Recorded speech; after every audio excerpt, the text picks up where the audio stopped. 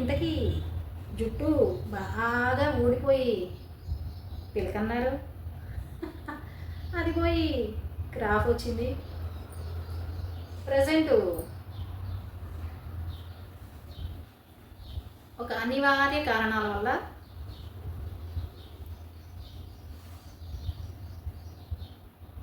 పడకూడని వేడి వస్తువు కంట్లో పడడం వల్ల కన్ను సరిగ్గా కనిపించక, అందులో ఈ కళ్ళజోడు కన్నా నా కళ్ళే అందంగా ఉంటాయని చెప్పానులేండి నేను అతనికి.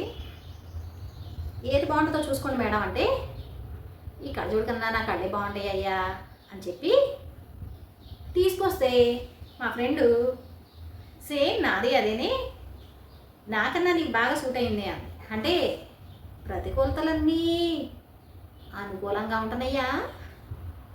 విషయం ఏదైనా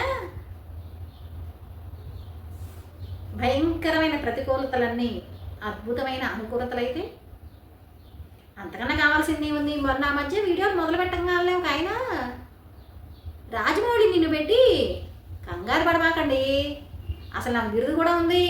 ఏం బిరుదు అనుకున్నారు? మహానటని, కెమెరా ముందు తప్ప బయట నటించడం చేత కాదని. అంతే కదండి. ఆవిడ అంతమంది హీరోలు మహానటి అంటే మామూలు నటుల్ని ప్రపంచానికి పరిచయం చేయకోకుండానే బాధతో, తెలిసిన విషయమేగా. నేను ఆ పని మాత్రం చేయనండి. కాస్త లేట్ అయినా ప్రపంచానికి పరిచయం చేస్తాను. అసలు నేను ఛానల్ పెట్టిన తర్వాత నా ఛానల్ పేరు అర్థం తెలుసుకోవడానికి నాకు ఇన్నాళ్ళు పట్టింది. అందరికీ ఆలోచించి పనిచేస్తే, నేను మాత్రం పని జరిగిన తర్వాత అది ఎందుకు జరిగిందా అని ఆలోచిస్తే అర్థం తెలిసింది. ఇంతకీ రాజమౌళి గారు సినిమా తీస్తారని ఒక వేదవ నా మీద కామెంట్ చేశాడు, కానీ సూర్యకాంతానికి బాగా సూట్ అవుతాను అనిపిస్తుంది కదా. మీకు కూడా అట్టనే అనిపిస్తుందా?